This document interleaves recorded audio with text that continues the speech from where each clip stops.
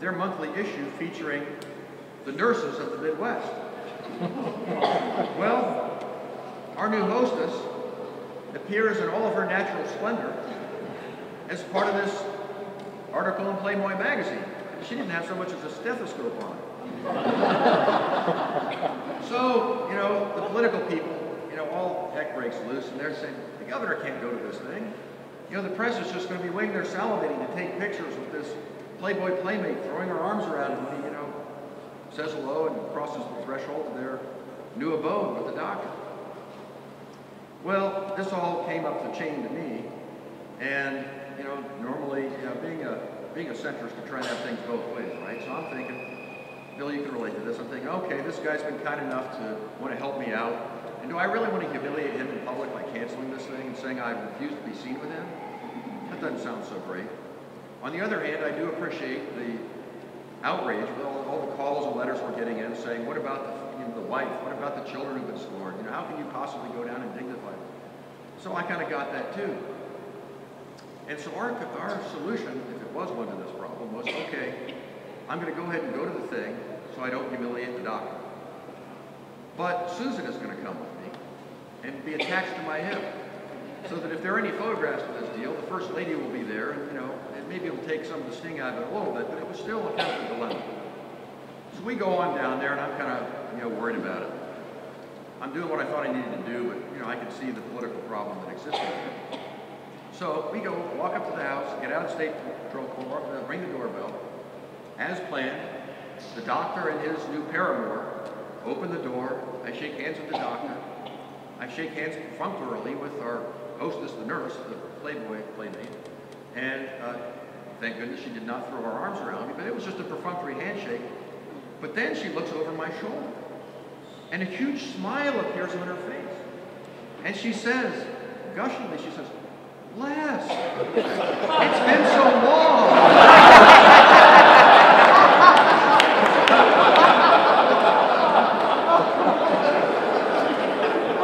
So I look back, like, Les? And he says, yes, Governor. And I said, I think you know what your job is. And he said, yes, Governor. So the rest of the event, I'm thanking my contributors and I'm thanking the host.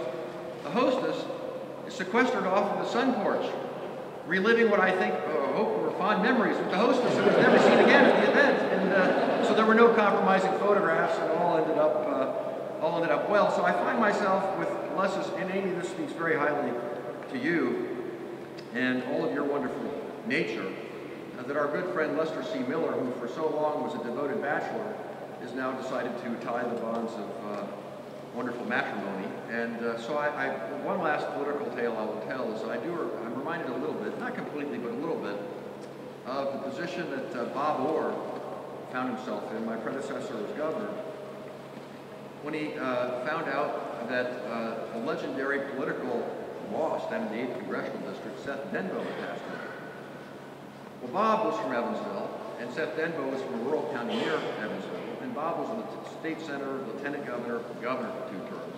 But it was really Denbo who ran the 8th Congressional District. He was kind of the party boss, regardless of who the governor was. And I think he was close to Doc Bowen, but not so much with Bob. They were just mortal political enemies. Well, Denbo passed away, and the funeral was scheduled. And much to everyone's amazement, Bob Orr shows up for the funeral of his mortal enemy. And someone asked him, he said, well, Governor, we're kind of surprised you're here to pay tribute to Seth Denbo. He said, I'm not here to pay tribute to Seth Denbo. I'm here to make sure that he's actually dead. So I'm here to pay tribute to the marriage of Amy and Les, but I'm also here to verify that Les is in fact getting married. So the last thing I will say is this. I can't imagine a more fitting place than this State House for the marriage of Amy and Les. Les has devoted his entire adulthood to the cause of trying to help other people. He understands that what really matters in life is not what you take out of it, but what you put back in. He knows that when you do arrive to that day when your funeral service is being conducted, the things that people will hopefully remember are what you've done for others, not just what you've done for yourself. And so, we gather here today to honor and celebrate the wedding of Amy and Les. But I hope in so doing we also remind ourselves of what really makes this place and this state and country great. And it's not just the love we have for ourselves, but the love we have for each other. And so I'll conclude by remembering some words that I think put it all in perspective. They were spoken by Martin Luther King about 2 weeks before his life was cut short. And I think it was Ebenezer Baptist Church. And he was thinking about the future, and he was thinking about his own mortality, and almost predicting in some ways his own death. And he said, "When my day comes, I hope to keep the service short. I don't want any long orations. When my day comes, I hope they won't mention all the accolades I've been honored to receive. I don't want him to mention the Nobel Peace Prize. I don't want him to mention the Presidential Medal of Freedom. I don't want him to mention all those other things." He said, "When my day comes, I hope they can say about me that I tried to house the homeless. I tried to feed the hungry. I tried to clothe the naked. When my day comes," he said, "I hope they can say about me, I tried to love somebody." We gather here today to celebrate the love that Amy and Les have for each other. And in so doing in this place, I hope, remind ourselves of the love as Americans we should have for one another. God bless you both.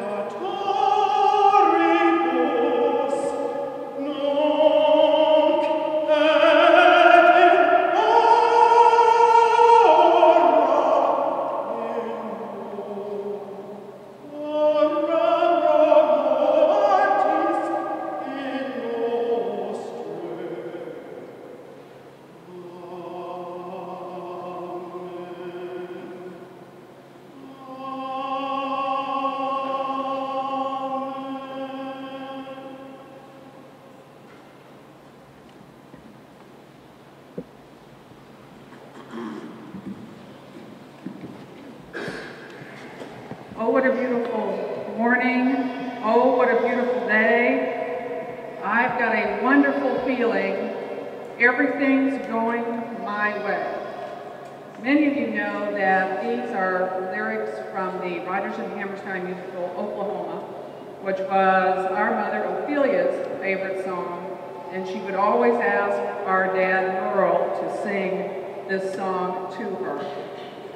These lyrics capture the excitement and happiness that we share today with Les and Amy as they commit themselves each to the other in marriage. From today on, everything will be going Les and Amy's way because they will be facing the future together. And with the respect, understanding, and love that they share, all good things will come their way. Lao Tzu said, "To love someone deeply gives you strength. Being loved by someone deeply gives us courage." I will now ask Les and Amy to speak to each other and to all of us as to the strength and courage that they find in being together. Amy, I know that when we were planning for the ceremony, you were drawn to the quote, "Once in a while, right in the middle of an ordinary life, love gives us a fairy tale." So I'll just ask you to speak from your heart to Les.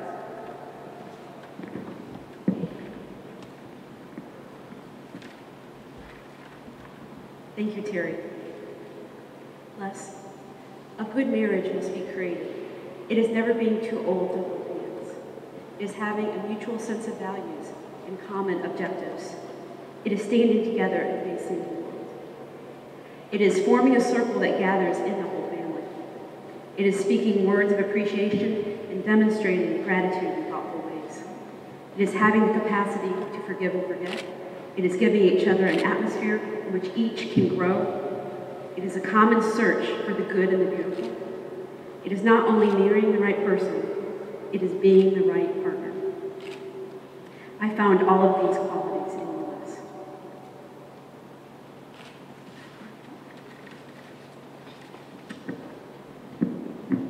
And Les, I know you were drawn to the quote, "Love is not finding someone to live with, it's finding someone you cannot live without."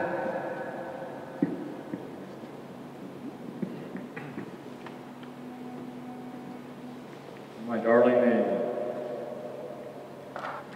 my honey, my baby, Babadoo, Snuggerlum, I love you. You cared for me, stuck by me in the worst moment of my life. Today, we stand together for the best moments of our lives. Because of you, I have experienced the love that kept your parents and my parents together for decades. I will love you forever. I know now how love can survive, even thrive, in sickness and health, or better or worse. No matter what happens, I will never stop loving you.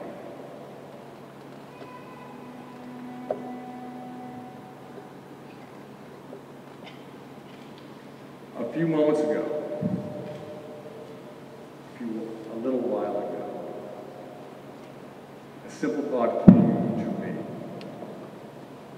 I don't want to live my life without you. And I cannot live without you. I knew then that I had to ask you to marry me. Amy, when a gay or lesbian couple forms a loving, committed relationship, they refer to each other as partners. You and I have established ourselves as partners. I am so very happy that today, the state of Indiana will recognize our committed, loving relationship. We both know that someday the state will recognize the committed, loving relationship of all Hoosiers. I am dedicated to earning your love every day of my life. And I am dedicated to giving you all the joy that you deserve, because I love with you. Whatever you want to do is all right with me. 'Cause you make me feel so brand new.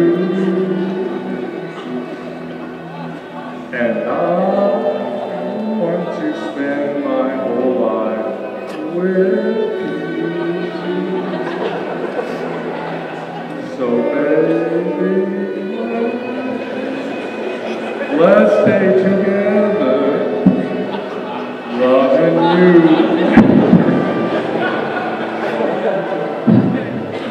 Life is good, times are good or bad, happy or sad. Let's stay together. I love you, Amy.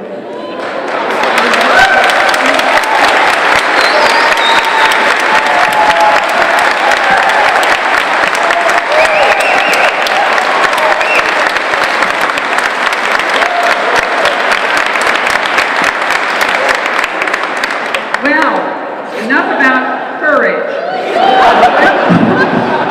That was awesome.